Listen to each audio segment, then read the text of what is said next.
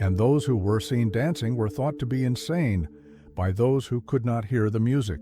Friedrich Nietzsche. Turin, January 3, 1889. A man strides slowly across an Italian square, wrapped in a dark coat. His eyes, once filled with intensity and defiance, now reflect a lost and troubled gaze.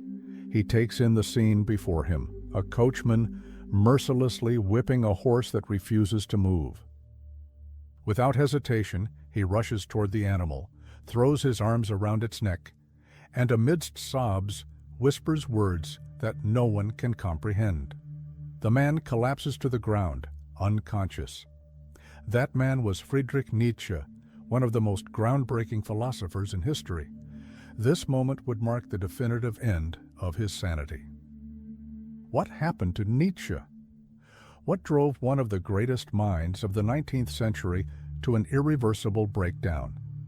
Was he consumed by his own intellect, or had he glimpsed a truth so terrifying that the rest of humanity would never be able to comprehend it? But what if he was dancing to the rhythm of a hidden truth, one invisible to us?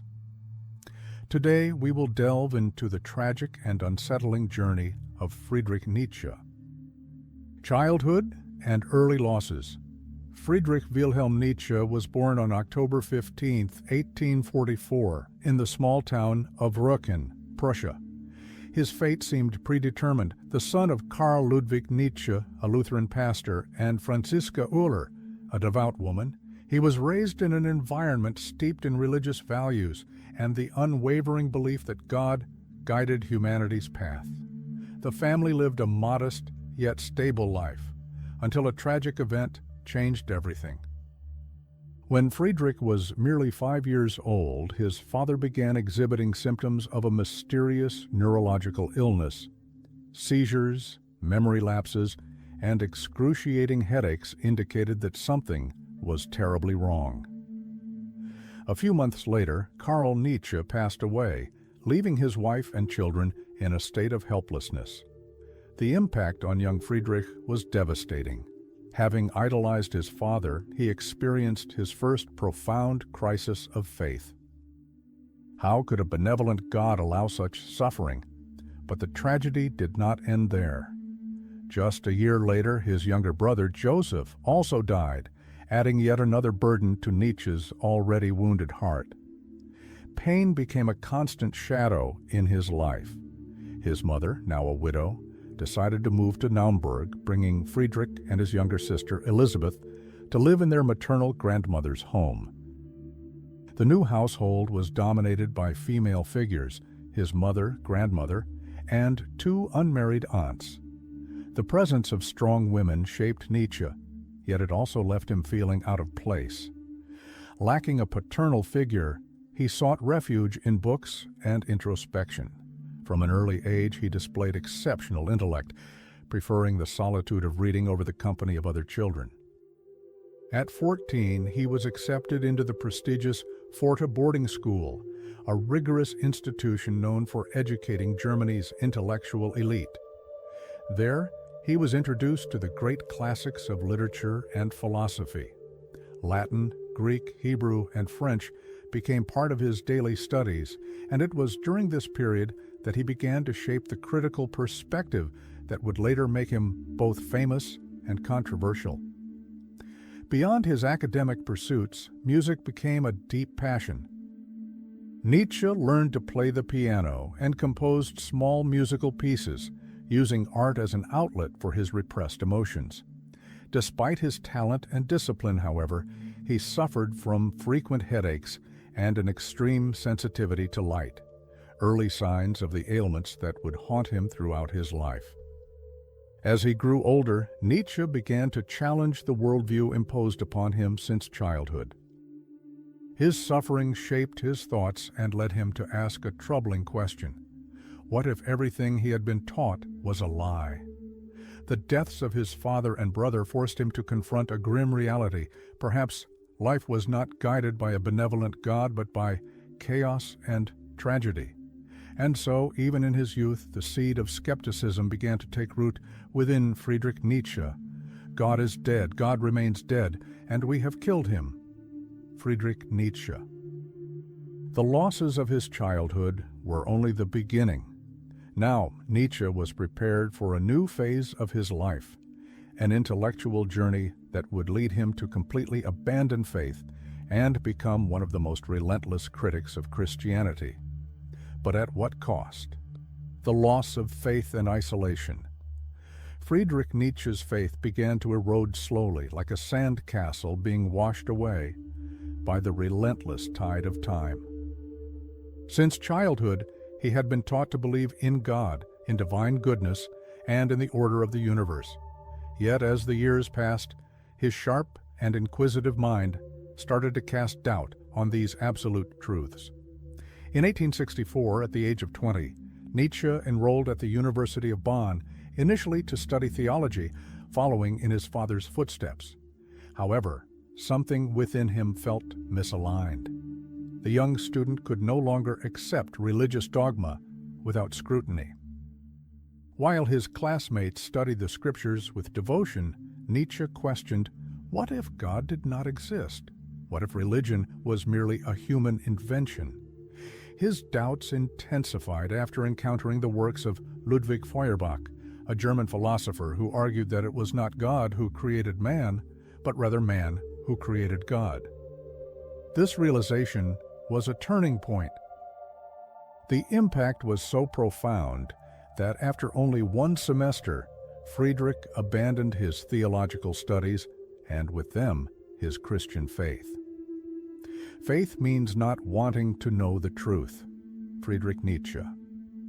Friedrich Nietzsche transferred to the University of Leipzig, where he began studying classical philology, a discipline focused on analyzing the origins and structures of ancient languages. It was there that he met Friedrich Wilhelm Ritschl, one of the most esteemed philologists of the time, who quickly recognized the young Nietzsche's exceptional talent and became his mentor.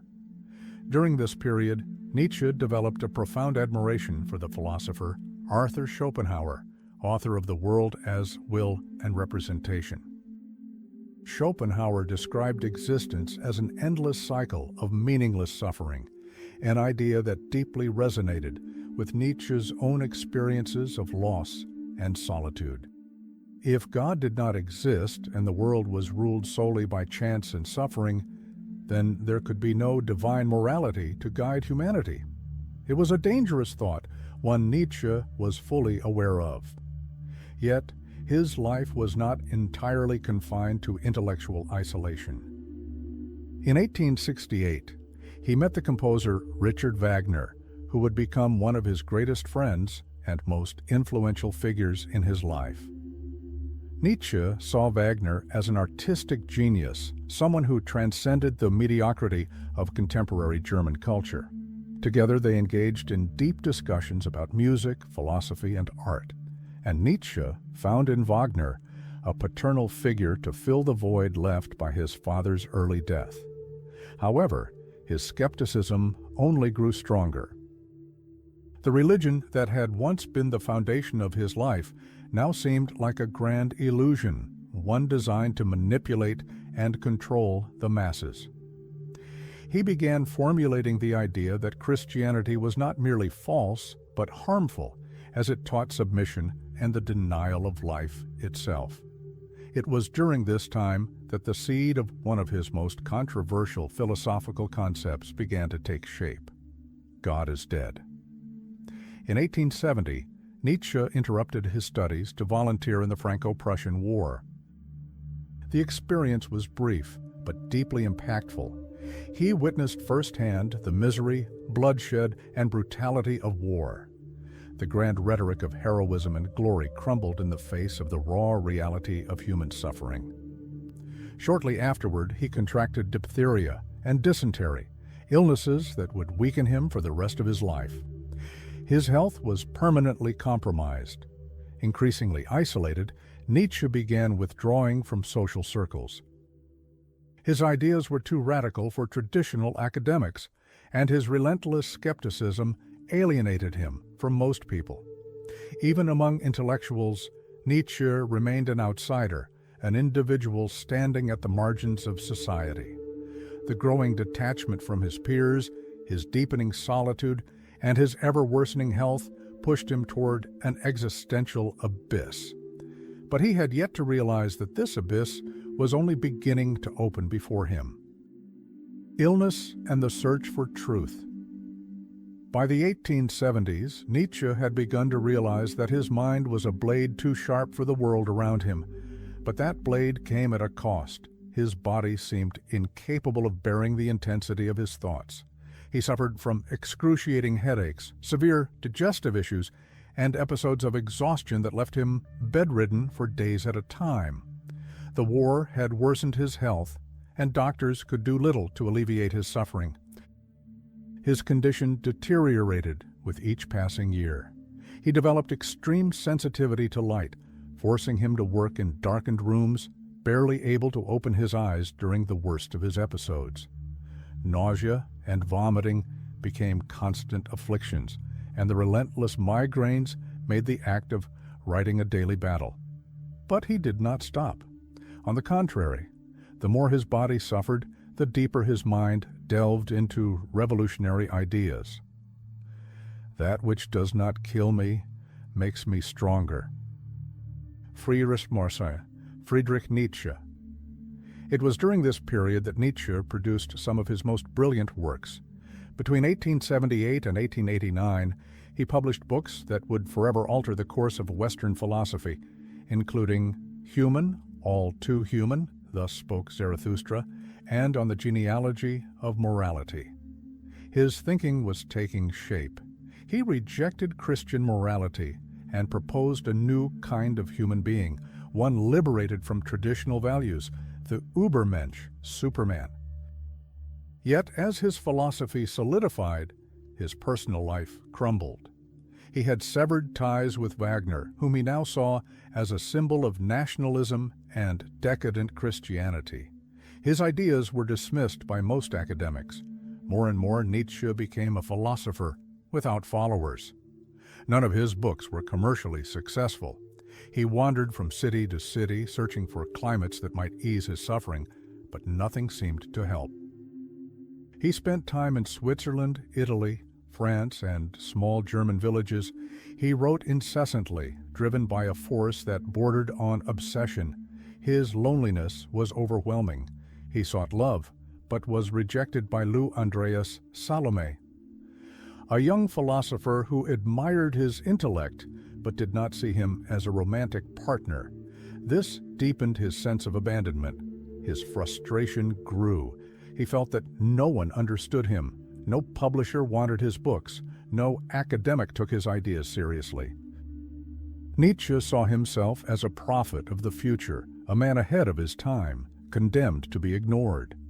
He himself wrote, "It pains me terribly that in these 15 years, no one has discovered me, needed me, loved me." Friedrich Nietzsche. The only thing left to him was writing, but he knew he was nearing his limit. In letters to close friends, he began showing signs of paranoia and mental exhaustion. He sensed that his mind was becoming a battlefield. Could he continue exploring the depths of thought without losing himself within them? The answer would come in 1889 in a square in Turin, and it would not be pleasant. The Collapse and Madness in Turin, January 1889. Friedrich Nietzsche was living in Turin, Italy, a city whose climate, he believed, was more tolerable for his deteriorating health. But internally, he was crumbling. His mind, once an inexhaustible source of ideas, now felt like an uncontrollable whirlwind of frantic and disjointed thoughts. The boundary between genius and madness was growing thinner by the day, and then it happened. On the morning of January 3rd, Nietzsche left his apartment for a walk through Piazza Carlo Alberto, as he did daily. But that morning, something would be different. As he wandered along the cobblestone streets, he saw a coachman mercilessly whipping an exhausted horse that refused to move. Nietzsche froze. His eyes widened. Something inside him shattered. He rushed toward the horse, threw his arms around its neck, and began sobbing uncontrollably. Witnesses said he murmured incomprehensible words. Others claimed he repeated, "I understand you. I understand you." Then, suddenly, he collapsed unconscious.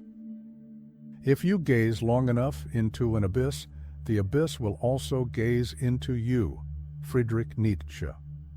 From that moment on, Nietzsche was never the same. His mental collapse was total and irreversible. In the following days, he wrote disturbing letters to friends and acquaintances, signing them with names like Dionysus, the Greek god of madness and ecstasy, and the crucified. The content of these letters was entirely delusional. He proclaimed himself a king, spoke of ruling the world, and claimed to be in control of humanity's destiny. His behavior grew increasingly erratic. He sang and danced alone, laughed uncontrollably, and at times sat in complete silence for hours, staring blankly into the void. Nietzsche's friends realized he could no longer live on his own. His friend Franz Overbeck traveled to Turin to rescue him and took him to the psychiatric clinic at the University of Jena in Germany. On the journey to the asylum, Overbeck wrote, "Nietzsche is completely lost in his own world. He will never emerge from it again." Overbeck. In the months that followed, doctors attempted to understand his condition, but the diagnosis remained inconclusive. Some believed he suffered from progressive paralysis caused by syphilis. Others speculated about a brain tumor, and there were those who thought his madness was the inevitable consequence of years of extreme philosophical thought, his mind consumed by the intensity of his own ideas. Nietzsche remained in the asylum, fluctuating between moments of delusion and complete emptiness. He could no longer write. He could no longer formulate complex thoughts. The philosopher who had reshaped Western philosophy was now trapped in absolute silence. The man who once declared God is dead now seemed to have been consumed by his own prophecy. He who had challenged morality and the values of the world now found himself imprisoned within his own mind. But Nietzsche's tragedy would not end there. His legacy would soon be distorted and exploited for purposes he would never have approved of. The manipulation of Nietzsche's legacy. Friedrich Nietzsche would never recover. Trapped in a state of complete apathy, he spent his final years under the care of his mother, and after her passing, he was looked after by his sister, Elisabeth Förster Nietzsche. But unlike his mother, who genuinely loved him, Elisabeth had little interest in Friedrich's well-being. She was interested in his legacy.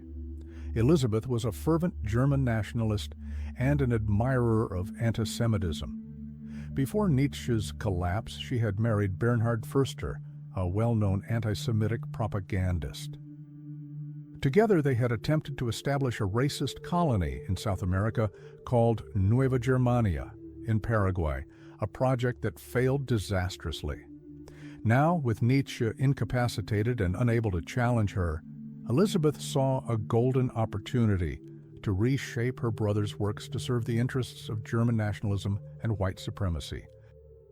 To achieve this, she began editing and reorganizing his writings, discarding passages that contradicted her agenda, and inserting annotations that completely distorted his ideas. I fear that one day, my name will be associated with something terrible. Friedrich Nietzsche. Unfortunately, he was right. In the years that followed, Elisabeth established the Nietzsche Archive, where she promoted the philosopher as an advocate of German nationalism and racial superiority. This distorted version of Nietzsche's philosophy began to spread, leading to widespread misinterpretations of his work. And then came Adolf Hitler. During the 1930s, the Nazi Party appropriated Nietzsche's ideas. Hitler personally visited Elisabeth and praised her efforts in preserving Nietzsche's legacy.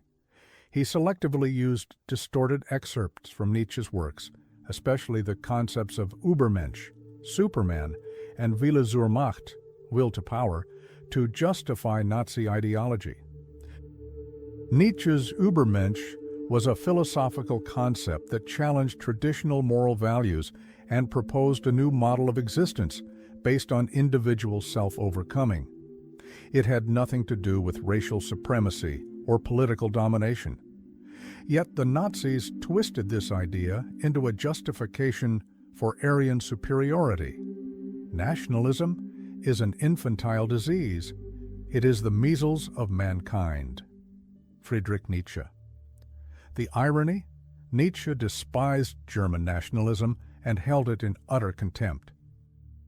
He wrote extensively against anti-Semitism and was a great admirer of French and Jewish culture. Had he lived to witness the rise of Nazism, Nietzsche would have rejected it with every fiber of his being.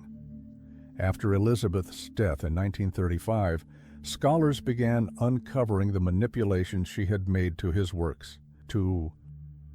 Throughout the 20th century, philosophers such as Walter Kaufmann, Michel Foucault, and Gilles Deleuze dedicated themselves to restoring the true Nietzsche, exposing the alterations made by his sister, and recovering his original ideas. Today, we know that Nietzsche was not a supporter of totalitarianism, but rather a fierce critic of traditional morality, a thinker who sought a new way of living beyond the constraints of religion and societal norms. But was Nietzsche's madness merely a mental illness, or did he venture so far into the abyss of thought that he was unable to return? Was Nietzsche a genius or lost in his own mind? The story of Friedrich Nietzsche continues to fascinate philosophers, psychologists, and historians to this day. His work revolutionized the way we understand morality, religion, and the nature of existence itself. But his tragic end raises an inevitable question. Did he go mad, or was he a victim of his own genius? Doctors who analyzed his condition have proposed various hypotheses. Some believe he suffered from neurosyphilis, a disease that can lead to progressive mental deterioration. Others suggest he may have had a brain tumor that altered his perception of reality. There are also those who argue that his collapse was a purely psychological condition, brought on by years of isolation, frustration, and extreme philosophical thought. One must have chaos within oneself to give birth to a dancing star. Friedrich Nietzsche. But there is a more philosophical theory regarding his collapse. Nietzsche constantly pushed the boundaries of human thought, delving into ideas that few dared to question. What if he simply went too far? What if the truth he uncovered was so brutal, so unbearable, that his mind could no longer withstand it? He was aware of the risks. In one of his letters, he wrote, "The peculiar danger of this summer is, to put it bluntly, insanity. Something I never thought possible might happen, that I may become mentally disturbed." Friedrich Nietzsche. Nietzsche lived a life of solitude, pain, and rejection. His ideas were only recognized as revolutionary long after his death. In the end, he never got to witness the immense impact he would have on the world. The philosopher who famously declared, "God is dead," met an ironic fate: the absolute silence of madness. Yet even in his insanity, his thoughts continue to resonate through eternity. And those who were seen dancing were thought to be insane by those who could not hear the music. Friedrich Nietzsche.